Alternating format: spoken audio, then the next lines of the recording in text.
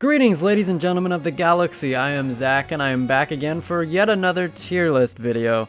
This time, we're doing the Star Wars Clone Wars characters ranked. Now, I found this list. There aren't as many characters as I would like. There's some key characters missing, like Bo-Katan or Barriss.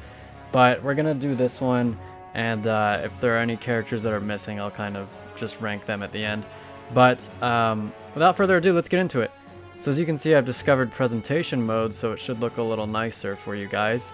But first up is Ayla Sakura, and she really only gets like an episode or two of character exploration, and she's not really the focus, so I'm just gonna put her in C tier. She's a cool character, just wish we got more of her. Cad Bane, I'm gonna put in A tier. I thought he was a very nice addition to the bounty hunter ranks in Star Wars. Super cool. One of my favorite bounty hunters. I love his voice. I just love his Wild West style, and he gives some Jedi problems like all the way throughout the show. And I do wish we got to see his final arc with Boba Fett that was never finished, but maybe we'll see it in an official capacity someday. Commander Cody, I'm gonna put in A tier as well. I'm gonna put him in B tier, and for that reason is because unlike Rex, we don't really get to explore Commander Cody as much as a character. He's there a lot, but he's never the focal point of an episode. He's never the main character. He's always a supporting character at best. So we never really get inside his head. We don't really get to see how he feels about everything. And I wonder if they did that because he eventually goes through with Order 66. So maybe Filoni and George thought that we wouldn't sympathize with him as much. But I think he's a cool character. I love his armor, and he's one of my favorite clones. Yoda is gonna be an A tier as well. He is the star of a few episodes, and I really enjoyed his final arc in season 6, where he goes on that journey and starts to learn how to become a Force ghost. Yoda's always awesome, and I enjoy that we got to explore him more in the Clone Wars because he was never the focal point of any of the movies. He was always a wise supporting character, but to get him as a protagonist for a few episodes here and there was a nice treat. Ahsoka Tano is going in S tier, and I would be remiss if I didn't put her in S tier because she had one of the greatest character turnarounds in Star Wars history, going from kind of a bratty, annoying 14-year-old to one of the most beloved characters in all of Star Wars. And absolutely love Ahsoka. I'm excited to see more Ahsoka, but her maturation was something to behold. Anakin Skywalker is joining his Padawan in S tier. I feel like the Clone Wars really fleshed Anakin out and gave him layers. It developed his relationship with Obi-Wan. It further explained his discontentment with the Council, his rivalry with Dooku. I mean, it did all sorts of things for the character that didn't really sit well with everybody in the movies, but I think in tandem with the movies, Anakin is a fantastic character, and the Clone Wars is a large part of that. Bossk is going in C tier as well, just a background character, kind of the muscle for Boba Fett.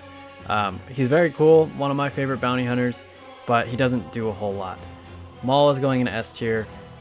Speaking of character rebounds, I mean, Maul went from being a cool dude whose purpose was to sell toys to being a legitimately interesting and tragic character in the Clone Wars, and he continued on in Rebels, but the Clone Wars did a lot of the legwork, and Maul is now, I mean, he already was an iconic character, but now he is deservedly such an iconic character, and I love Maul. Embo is going in C tier as well. He's also really cool, but he literally doesn't really speak. We don't understand him. He's got a cool wolf, voiced by Dave Filoni, but there's just not a whole lot of him. He's just pretty cool, and that's really all I can say about him. The daughter's gonna go in C tier. I mean, I'm not a huge fan of the Mortis arc. I know that's an unpopular opinion, and I just don't really care for the characters that much, so they're gonna suffer a bit on my list. But I'm gonna put her in C tier. She's just not super interesting to me. She's the personification of light. I think the most interesting of the three is probably the father, and we'll get to him later on. But yeah, I just, the daughter and the son are kind of just like good and evil personified, and that's that. Kit Fisto, I'm gonna put him in B tier. I was happy to get some more Kit Fisto. I mean, we got a few arcs with him where he was a pretty important character. And you know me, I love Kit Fisto. He's one of my favorite background Jedi, if not my favorite background Jedi. So to get even an episode of him is fine by me. And I enjoyed his early episode where he fought Grievous, and then his appearance in the Mon Calamari arc. That was awesome. R2-D2 is going in B tier as well. I enjoyed how the Clone Wars kind of further established his relationship with Anakin and why Anakin loves this little droid so much. And it's always good to see R2. He's one of the most classic characters in Star Wars. Padme, I'm gonna put in like upper B tier. Honestly, like her episodes where she was the central protagonist weren't super interesting to me. I thought there were too many of those early on, but the episodes with like Corvus and Anakin and kind of like the love triangle were good. I think that tested Anakin a lot, and Padme as well in their relationship. But again, the Clone Wars just continued to flesh out something that the movies had already established, and I think that both the show and the movie benefited from it, and Padme is going to be in B tier. Asajj Ventress is a little tricky. When I look at the show and what the show did, I want to put her in B tier because it started to develop her. But Dark Disciple really completes that development, and if I were to factor in Dark Disciple into this equation, she'd probably be an A tier. But since this is just the Clone Wars, I'm going to put her in B tier because her development kind of got cut off since they canceled the show, and we never really got to see it in the show. So while I did like what I was seeing from her, we never got that completed. So I'm going to put her in B tier for partial credit.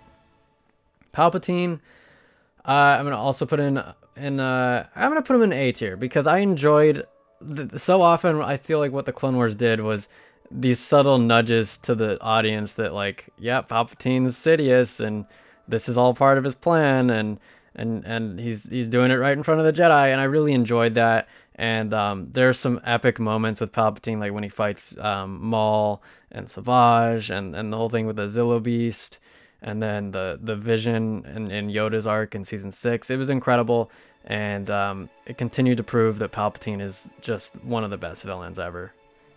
Luminar is going in C tier. I wasn't too crazy about how she was portrayed in the Clone Wars. She was kind of just like your average Jedi, and obviously that was intended. She was kind of a foil to Anakin in the Geonosis episode, and yeah, she's cool. She's all right. I just don't think that she did anything amazing in the show. Jabba the Hutt is gonna go in C tier as well, and he's in the movie. He appears here and there, but he's not too important of a character in the Clone Wars. Kind of just a nod to his eventual appearance in Return of the Jedi, honestly. Count Dooku, I would love to put Count Dooku higher than B tier, but I just can't. I think one of the flaws of the Clone Wars was how they portrayed Dooku. He could have been more interesting, more of a sympathetic character, I felt, because that's what the prequels kind of set him up to be. But the Clone Wars kind of just made him a flat villain, very one-dimensional, evil Sith, and that was fine, and I enjoyed his rivalry with Anakin. I just think that there was more potential there for him to be a layered character that would really have this moral dilemma for the audience to kind of figure out for themselves, but they chose not to do that, and I do think that was one of the mistakes of the Clone Wars. Eth Koth, putting him in C tier. He doesn't really do a whole lot. He gets rescued, he fights Grievous, but the father I'm gonna put in B tier because of the three, the father, the son, and the daughter, I do feel like he's the most morally complex, and he challenges like Anakin the most. He was just the most interesting to me of the three, as I said before, and I want to know more about him, and I don't really care about the other two, but like he's kind of the mix of the light and the dark, and that's really one of the most fascinating parts of Star Wars for me, and so that's why he's in B tier, and his children are going to be lower than that. Hondo is going to be in A tier. He's a funny character. He has some surprising moments of depth, like his moment with Boba when he tells him to give up the location of the crew to the Jedi, and when he has that bond with that young Padawan. he's got some depth to him, and I really enjoy that he's not just a basic comic relief character. But even if he was, he would still be very high because, let's face it, Hondo's hilarious. Sayasi, aka Sassy Tin, is gonna go in C tier. He does even less than I'm pretty sure any of these other Jedi. He barely talks. I would have liked to see him take center stage, being that he has not a decent sized role in Revenge of the Sith, but he's more prominent than most Jedi. He's there when Palpatine unveils himself and then kills 3 Jedi. So I would have liked to see him get like an arc or 2, but he never really did. He was just in the background or saying one line or so. So that's a little disappointing. Savage Opress, I'm gonna put in B tier as well. His relationship with Maul definitely elevates him. Otherwise, I'd probably put him in C tier. But he's kind of just this big brute who didn't want to be a killing machine, but kind of fell into being manipulated by Dooku and Ventress and then sort of Maul. But I feel he could have been more of a tragic character if they'd focused on him. But they chose to focus more on Maul, which is totally understandable. And I don't blame him for it, because Maul's incredible. He's an S tier. Aura Singh, I'm going to put him B tier as well. Another character I would have liked to see more of. Very interesting bounty hunter. Very cool. Femme fatale kind of girl. And I hope we see her in Bad Batch. I think it's a possibility. Kiari Mundi, he's going in C as well. Aside from being like the 3rd or 4th most prominent Jedi Council member, I think Plo Koon actually probably gets more screen time than him. I enjoyed his role in the Geonosis arc. And he continues to show that he is very much a part of what is wrong with the Jedi. I mean, he's kind of a slight antagonist in the Yoda arc at the end of season 6. He stops trusting Yoda. He thinks Yoda's being assaulted by the dark side or whatever. But he doesn't do much, so I'm gonna put him in C. Grievous is gonna be in B tier because he's like Dooku, just pretty flat villain, and he is the victim of, the heroes need to win, so let's just have him beat on Grievous. And he loses so many fights and is just really the punching bag of the Clone Wars. Nowhere near as awesome as his Legends counterpart, but still pretty cool character. Love his voice. Matthew Wood does a fantastic job, so he's going to be in B tier. Mother Talzin, I'm going to put her in low B tier. She's very interesting. I know the Clone Wars doesn't explore her super much, but she is in the Son of Dathomir comics. And again, I feel like I've said this a lot about the characters that are on the lower end. I wish that they had explored her more. I wish we had gotten more of her. Obi-Wan Kenobi, he's going in S tier, and honestly, I'm not going to really sort this, so he's just going to be an S tier with those guys. Again, Obi-Wan was already awesome. Really, I think we can all agree that of the prequels, Obi-Wan definitely was one of the best parts of the prequels. Even if you don't like the prequels, I think you can admit that. And the Clone Wars just continued to bring us the greatness that is Obi-Wan. I mean, it develops his relationship with Anakin. It gave us the whole Satine thing, which was amazing and added more depth to the character. The Clone Wars just continued to make Obi-Wan awesome, and that's why he's going to be an S tier. Punk Krell is going in C tier. There's two schools of thoughts here. Like, a lot of people would put him in F tier because they hate him, and some people would put him higher because they'd feel that he did his job as a character and made you hate him, so that signifies that he's a good character. But after watching, I recently rewatched the Umbara arc, and I just kind of disagreed with some of the writing. Like, they clearly make him seem bad from the start. I feel like it would have been more interesting if they hadn't made him so obviously bad. But his whole plan was kind of dumb anyways, so I'm gonna put him in C tier. Like, I don't think he's as hateable, like as bad of a character as some people do, but I don't think he did his job as well as he could have. So I'm just gonna put him in C tier. I'll put him in I said I wasn't gonna. I keep going back and forth between like sorting them and not, but were I to sort these, Punk will probably be low C tier. Next, we're gonna go Pre-Vizsla. I'm gonna put him in B tier. He was certainly a catalyst to setting up the whole Mandalore issue that would really echo across multiple series, and his rivalry with Kenobi and Satine, and then later on with Maul. It was fun to watch. Captain Rex, I'm gonna put in S tier. Of all the clones, we spend the most time with Rex. We get to see we get to view the Clone Wars through his lens, really. And I appreciated that, and I thought he was a fantastic character. And we're hopefully gonna see him in Bad Batch. I wouldn't be surprised. But as for what the Clone Wars did, the Umbara arc comes to mind, and then the final arc with Ahsoka and the Siege of Mandalore also was a great moment from Rex. So Rex is going to be an S tier, and that's probably going to be the last character we see going to S tier. Dengar, I don't know why he's on this. He doesn't really do much. I'm going to put him in... I mean, like, I feel like F tiers for characters that I hate. I don't hate Dengar, I actually like him. I just don't think he does much in this show.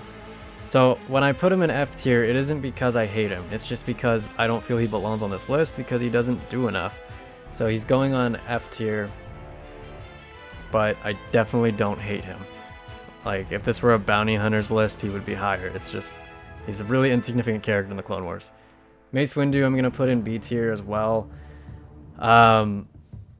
He is super unlikable for a lot of people. I like Mace Windu. I think he serves his purpose as a character to kind of show what's wrong with the Jedi and why they're so flawed. And I did like how this continued to kind of pit Anakin and Mace against each other, and then Anakin and the Council against each other. And Mace was a large part of that. And his episode with his arc with Jar Jar was interesting. I think it worked, which is... you wouldn't have expected that because you have these two polar opposite characters. But sometimes when you put two polar opposite characters together, good things happen, and I think that's what happened with that arc. So Mace is going to be in B tier. I enjoyed him, but he's definitely not as high up as these characters. C-3PO, I'm going to put him in C tier. He just didn't do a whole lot. It was kind of annoying when he did show up. This might be sacrilegious, but definitely prefer R2 to C-3PO. 3PO's alright. I think he's a lot better in the original trilogy, and since then he hasn't been quite as good. The son I'm gonna put in C tier as well. Probably I like him more than his sister. He's a little more interesting than his sister to me, but not quite as interesting as the father. He basically just wants to unleash the dark side upon the galaxy, and that's all his motivation. And he wants to use Anakin to do that, but like I said earlier, the children aren't as interesting as the father to me. I forget her name, but she doesn't do a whole lot. She's going in C tier. And Boba Fett, I'm going to put in B tier as well, right next to his boy Windu, as you know, he likes him so much. But I really did enjoy the Boba Fett episodes, especially the first part where he tries to kill Windu.